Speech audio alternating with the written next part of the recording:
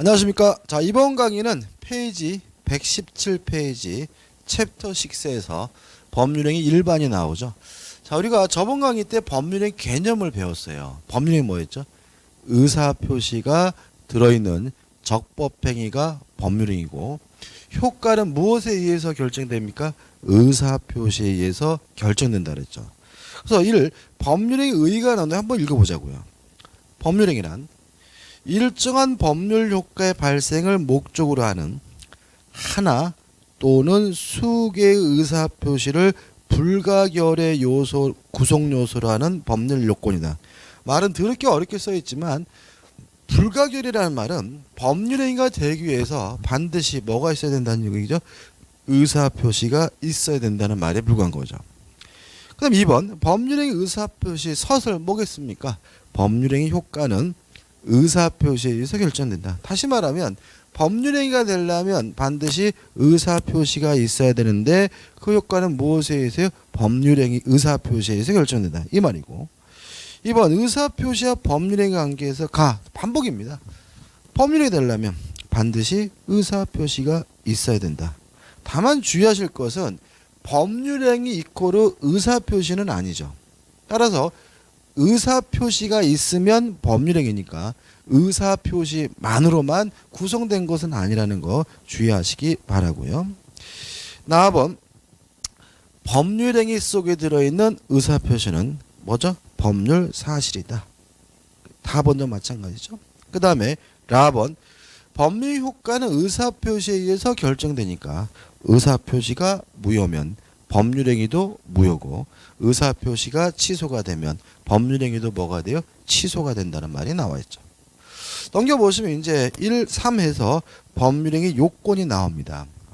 일단 의의 나와 있고 성립 요건이 나오는데, 일단 법률행위가 성립되기 위해서 어떠한 요건이 필요한가? 그죠?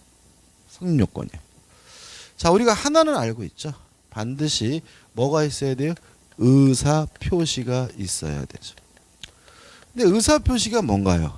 원하는 바, 바라는 바를 밖으로 표시하는 것이 뭐예요? 의사표시니까 원하는 사람, 당사자가 있어야 되겠죠. 그 다음에 이런 거 의미가 있을까요? 나 지금 무척 많이 원해. 이런 건 의미가 없죠. 뭔가 원하는 게 나와 있어야 되겠죠. 원하는 바, 목적이 있어야 되겠죠. 따라서 법률행위가 성립되기 위해서 가장 기본적으로 당사자가 있어야 되고, 의사표시가 있어야 되고, 목적이 있어야 되는 거죠. 요 세 가지가 일반적 성립 요건이 됩니다. 그래서 교재 보시면 1. 일반 성립 요건에서 나와 있는 거죠. 근데 이거 가지고 이제 문제를 안 돼요. 문제 풀 수 없어요. 여기서 우리가 뭘 주의하셔야 되냐면 2번 해가지고 특별 성립 요건을 주의하셔야 되는데, 특별 성립 요건과 관련돼서 우리는 요물계약이라는 개념을 꼭 숙지하셔야 돼요. 우리가 나중에 채권법에서 정확하게 또 한번 배우겠지만, 요물계약이 뭐냐면 계약이 성립되기 위해서 일정한 물건이나 행위가 요구되는 계약이 요물계약이거든요. 따라서 요물계약에서 요구하는 행위나 물건은 결국 계약, 법률행위에 뭐가 되는 거죠? 성립 요건이 된다는 거죠. 그러면 요물계약에 뭐가 있느냐? 첫째, 계약금 계약은 요물계약입니다. 두 번째, 보증금 계약도 요물계약입니다. 세 번째, 돈 대신 물건으로 갚는 대물변제도 요물계약입니다. 세 번째, 지정행위를 완성하고 보수를 받는 현상광고도 뭐죠? 요물계약입니다. 따라서 요 네 가지 계약은 요 계약에서 요구하는 계약금의 지급이나 보증금의 지급이나 재산권의 이전이나 지정된 행위의 완성이나 다 계약, 법률행위 뭐가 되는 거죠? 성립 요건이 되는 거죠. 이해되시죠? 그죠? 그래서 앞으로 여러분들이 문제를 푸시거나 공부하실 때 성립 요건 하면 요물계약이란 말이 팍 떠올라야 돼.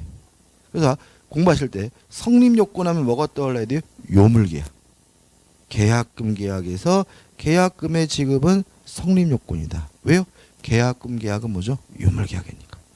보증금 계약에서 보증금의 지급은 성립요건이다. 대물변제에서 재산권 이전도 뭐죠? 성립요건이고요. 현상광고 지정된 행위를 완성하는 것도 뭐죠? 성립요건이라는 거 꼭 기억해 두시라고 합니다. 이 부분이 어떻게 보면 중요해요. 그 다음에 이제 자책 카드를 보시면 3 해가지고 법률행위의 효력요건, 유효요건이 나오죠. 자, 이런 문제입니다. 성립요건을 갖추면 법률행위가 성립돼요. 물론 무효일 수도 있고 어떻게 해요? 유효일 수도 있는 거죠. 따라서 법률행위가 무효일 수도 있고 유효일 수도 있으니까 성립한 법률행위가 유효하기 위해서는 별도로 또다시 요건을 갖춰야 되는데 이것이 뭐예요? 유효요건이고 효력요건이 되는 거죠. 따라 이런 질문이 나오죠. 무효, 유효를 따지려면 법률행위로서 성립은 해야 된다. 그런 거죠. 맞는 질문이 되겠죠.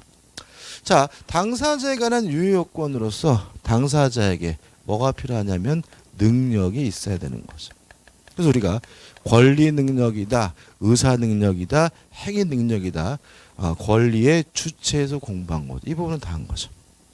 그 다음에 의사 표시가 있고 이것이 유효하기 위해서는 의사와 표시가 합치돼야 되고요.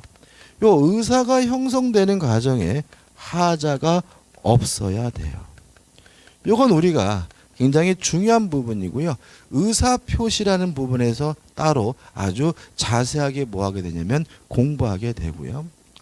또 목적이 있고 그것이 유효하기 위해서는 목적이 확정될 수 있고 가능하고 적법하고 사회적 타당성이 있어야 되는데 이건 우리가 이제 어디서 배우냐면 법률행위의 목적에서 우리가 따로 또 자세히 공부해야 돼요.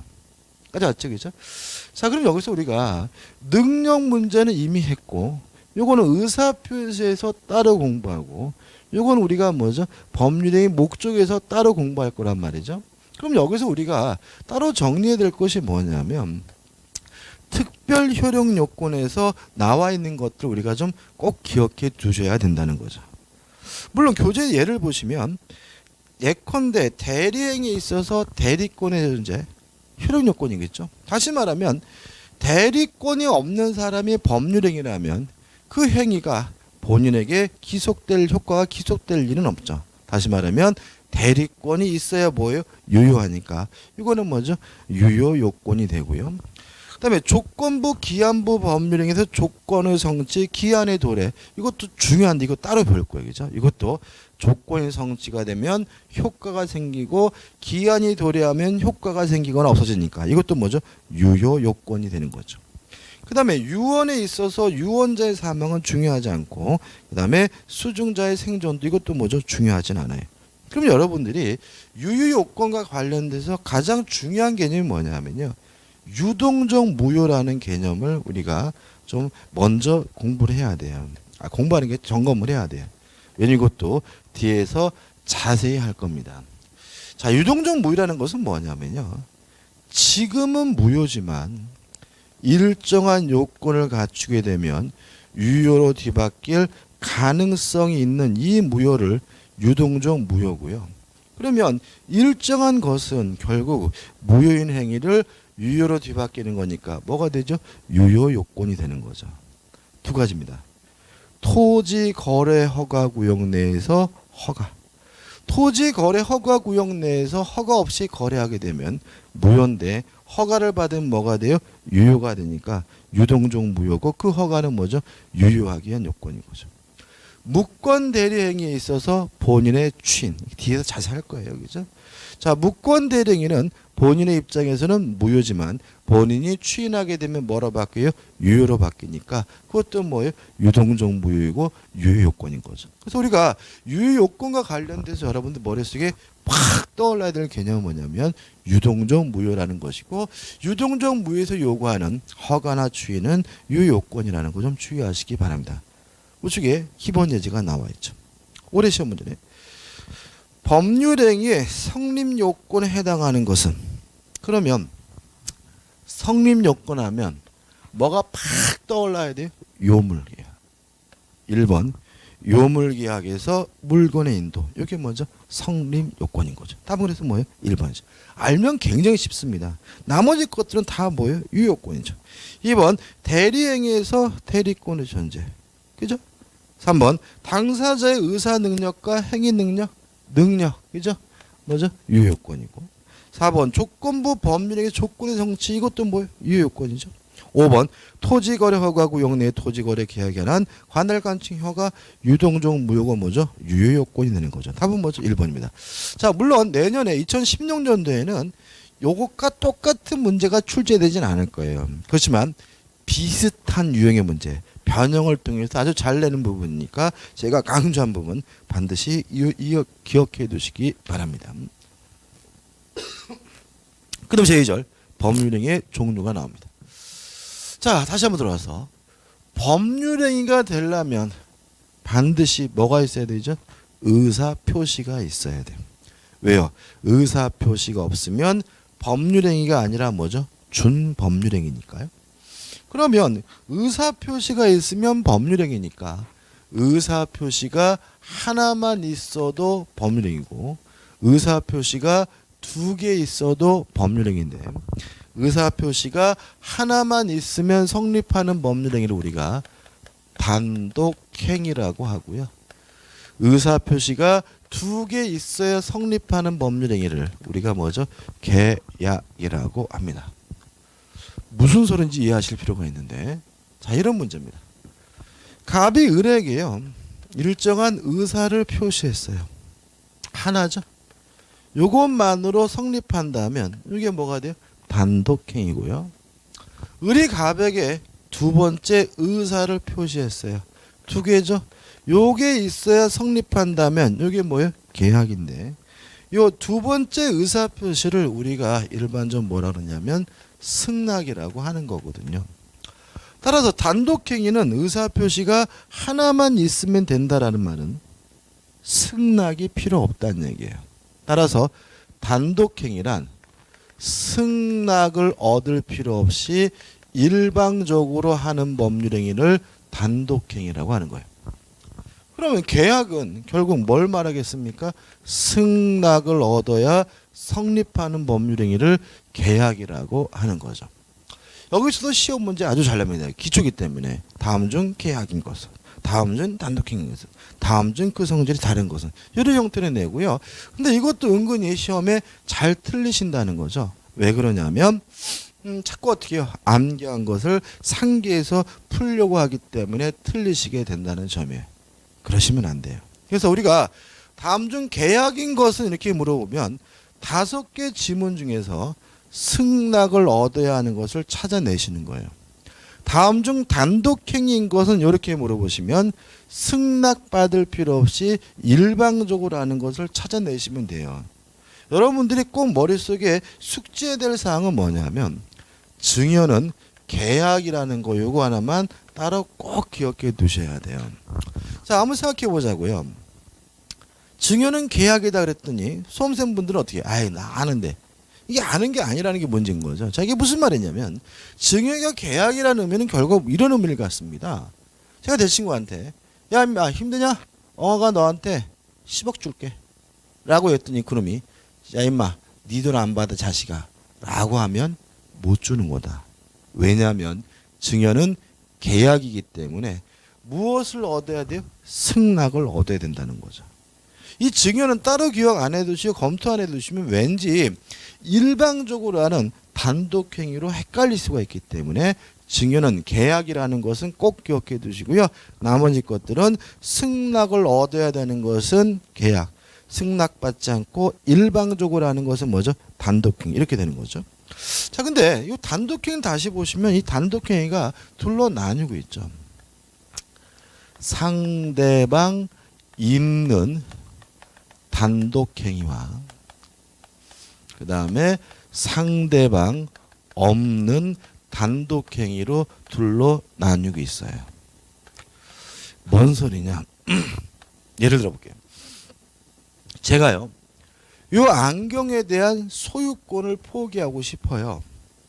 그러면 누구한테 승낙받을 필요가 없는 거니까 소유권의 포기는 뭐죠? 단독행위가 되겠죠. 근데 제가 이 안경이 싫으면 갖다 버리면 그만인 것이지 누구한테 동의나 승낙을 받을 필요는 없거든요. 누구한테 얘기할 필요도 없거든요. 다시 말하면 승낙받을 필요도 없고 누구한테 뭐 할 필요도 없어요. 얘기할 필요도 없는 거죠. 이런 경우를 우리가 상대방 없는 단독행위라고 합니다. 이에 반해서 제가 친구한테 300만 원을 빌려줘가지고 300만 원을 달라고 요구할 수 있는 채권이 있는 상태인데 어렵대요. 그러면 제가 그 채권을 포기하고자 할 때 승낙받을 필요는 없으니까 그것도 뭐가 돼요? 단독행위이긴 한데 제가 화장실에 쭈그려 앉아가지고 먼 산 보면서 돈 갚지 마라 라고 백날 얘기해봐야 채권이 소멸되는 것은 아닌 거거든요. 승낙받을 필요는 없지만 그 친구를 만나가지고 야 인마 힘드냐? 돈 갚지 마 라고 뭐는 해야 돼요? 얘기는 해야 되는데 이걸 우리가 상대방 있는 단독행위라고 하는 거죠. 그래서 상대방 있는 없는은 결국 이렇게 되는 거죠. 유식한 말로 하면 그 의사표시가 상대방에게 얘기할 필요도 없다, 도달시킬 필요도 없는 것은 상대방 없는 단독행위고요. 상대방으로부터 승낙은 받을 필요 없지만 상대방에게 얘기는 해야 된다, 의사표시가 도달은 돼야 되는 걸 우리가 상대방 있는 단독행위라고 합니다. 교재 예들이 나와 있는데 여러분들 예들에 대해서 이렇게 좀 정리하시면 되겠어요. 소유권, 점유권의 포기는 상대방 없는 단독행위라는 거 꼭 기억해 두시고요. 그 다음에 상대방 있는 단독행위에 대해서는 소유권, 점유권 이외의 권리 포기는 상대방 있는 단독행위라고 기억해 두시기 바랍니다. 자, 이런 얘기죠. 임차권을 포기하고 싶어요. 집주인한테 승낙받을 필요는 없지만 집주인에게 포기하겠다라고 얘기는 해야 되니까 임차권의 포기는 뭐죠? 상대방 있는 단독행위. 저당권을 포기하고 싶어요. 그러면 채무자한테 승낙받을 필요는 없지만 채무자에게 나 저당권 포기하겠다라고 뭐는 해야 돼요? 얘기는 해야 되니까 뭐가 되는 거죠? 상대방 있는 단독행위가 되는 거죠. 이해되시나요? 그죠? 이 점도 좀 정리하시기 바랍니다. 그 다음에 2번 해가지고 이제 뭐가 나오고 있습니까? 계약이 나와 있죠. 뭐 채권 계약, 물권 계약 나오는데 요 계약의 종류에 대해서 우리가 나중에 채권법 할 때 자세히 말씀드릴 거예요. 넘겨보시면 합동행위라는 개념이 나옵니다. 일단 제가 지금 요 법률행위에 대해서 두 가지만 설명하고 있어요. 합동행위는 안 넣어놨어요. 왜 그러냐면 최근 통솔이 합동행위에 대한 개념 자체를 부정하려고 하는 경향이 있습니다. 그냥 계약으로 포함시키려고 하거든요. 그래서 합동행위는 그냥 우리 수험적으로는 사단법인 설립행위는 합동행위다. 요거 하나만 기억해 두시고요. 앞으로는 법률행위 하면 계약과 단독행위 두 가지만 가지고 따지시고 두 가지만 가지고 문제를 푸시면 오히려 더 편하다는 거 설명드리지는 않겠습니다. 2번 채권행위와 물권행위, 준물권행위가 나오죠. 자, 이런 얘기입니다. 일단 법률행위를 채권행위라는 것하고 처분행위라는 것으로 나뉘고요. 처분행위를 다시 물권행위와 그 다음에 준물권행위로 나뉘게 됩니다. 일단 의는 채권행위가 뭐냐면요. 채권을 발생시키는 법률행위가 뭐예요? 채권행위고요. 물권행위는 뭐냐면요. 물권을 변동시키는 행위가 물권행위입니다. 그러면 준물권행위는 뭐냐면 준물권이라는 말은 물권이 아니라는 얘기거든요. 그래서 물권 이외의 권리를 변동시키는 행위를 우리가 준물권행위라고 합니다. 자, 채권행위가 뭔가요? 채권을 발생시키는 법률행위. 물권행위가 뭔가요? 물권을 변동시키는 행위. 준물권행위가 뭔가요? 물권 이외의 권리를 변동시키는 행위를 우리가 뭐죠? 준물권행위라고 하는 거죠. 얘도 기억해 두시는데요. 뭐 한 가지만 좀 기억해 두시면 돼요. 자, 한번 생각해 볼게요. 자, 갑이 A라는 건물을 가지고 있는데 을과 만나가지고 매매 계약을 했어요. 그러면 매매 계약을 함으로써 갑은 매매 대금을 요구할 수 있는 채권이 생기고요. 을은 이전 등기해달라, 재산권을 이전해달라고 요구할 수 있는 채권이 생기니까 요 매매 계약은 무엇을 발생시키고 있는 거죠? 채권을 발생시키고 있으므로 요 매매 계약은 뭐가 되는 거죠? 채권 행위가 되는 거죠. 그리고 나서 갑이 을에게 이전 등기를 해줬어요. 그러면 갑이 가지고 있던 소유권이 누구한테 넘어와요? 을한테 넘어오는 거죠. 다시 말하면 소유권, 물권이 변동되게 되니까 요 이전 등기를 해주는 것을 우리가 뭐죠? 물권행위라고 이해하시면 돼요. 그래서 앞으로 제가 매매 계약을 하고 등기해줬다 그러면 매매 계약은 뭐예요? 채권행위고 이전 등기는 뭐죠? 물권행위다. 이렇게 정리하시면 되는 거예요. 앞으로 많이 쓰겠죠. 그 다음 준물권행위. 자, 한번 생각해보자. 자, 을이 갑에게요 1억을 불려줬어요. 그러면 1억을 대여하는 요 행위를 통해서 을은 갑에게 1억 달러 요구할 수 있는 뭐가요? 채권이 생겼으니까 1억을 빌려주는 요 행위는 뭐가 되는 거죠? 채권 행위가 생기는 거죠. 그리고 을이 이 채권을 병에게 양도를 했어요.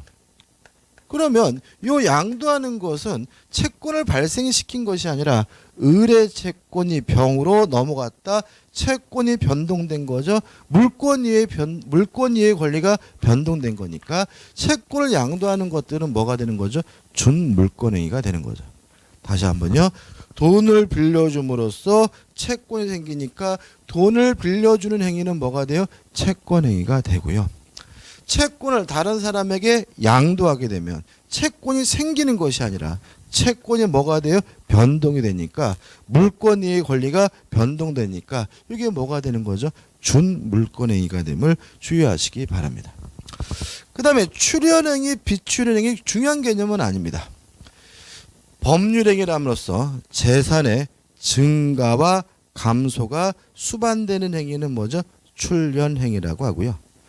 증가와 감소가 수반되지 않는 것은 비출연행위라고 해요. 개념적으로 제가 네가 내 대신 제주도 가서 땅 좀 사라고 얘기했으면 대리권을 수유했다면 아직 재산의 변동이 없으니까 그것도 뭐가 돼요? 비출연행위가 되지만 소유권의 포기도 비출연행위가 됩니다. 왜냐하면 출연행위가 되려면 재산의 증가와 감소가 함께 일어나야 되거든요. 근데 제가 이 안경에 대한 소유권을 포기하면 저의 재산이 감소될 뿐 누구의 재산이 증가되는 것은 아니기 때문에 이것도 뭐가 됩니까? 비출연행위가 된다는 거 주의하시면 되겠죠. 4번 요식행위와 불요식행위. 법률행위를 하기 위해 들정한 방식이나 형식이 요구되는 행위는 요식행위고요. 아무런 방식도 형식도 요구되지 않으면 불요식행위라고 하는데 우리 시험 범위 안에서 요식행위는 법인 설립행위 하나밖에 없습니다. 따라서 법인 설립행위만 요식행위다. 그러니까 우리 민법에서 시험에서 법인 설립행위를 제외한 나머지 행위에 대해서 문서로 작성해야 된다, 서류를 해야 된다, 그럼 무조건 다 뭐가 돼요? X가 된다는 거 기억해 두시기 바라고. 5번 주된행위, 종된행위. 말 그대로 뭐예요? 주된행위, 종된행위예요. 이거 할까요? 을이 갑에게 1억을 빌려주고요. 갑 소유 A 부동산에다가 저당권을 설정하는 행위를 했어요. 그러면 요 저당권을 설정하려면 돈을 빌려줬어야 할 수 있는 거죠. 아직 돈도 빌려주지 않았는데 저당권을 뭐 할 수는 없어요? 설정할 수는 없잖아요. 따라서 요 돈을 빌려주는 행위가 뭐가 돼요? 주된 행위고 저당권을 설정하는 행위는 뭐죠? 종된 행위가 되는 거죠. 이해되시죠? 그럼 이렇게 되겠죠. 1억을 빌려주면서 을에게 채권이 생기고 저당권을 설정함으로써 뭐가 생겨요? 저당권이 설정되는데 이때 채권은 뭐예요? 주된 권리고 저당권은 뭐가 돼요? 총된 권리가 되겠죠. 왜요? 채권이 있어야지만 저당권이 뭐 할 수 있어요? 존재할 수가 있기 때문에. 자, 여기까지 하고요. 이제 다음 강의 때 넘겨보시면 신탁행위와 비신탁행위가 나오는데 요건 우리가 제가 통정어휘 표시할 때 따로 설명드릴 거예요. 읽어보기 싫으면 안 읽으셔도 되고요. 여기까지 하고 다음 강의 때 제3절 법률행위 목적으로 들어가도록 하겠습니다. 감사합니다.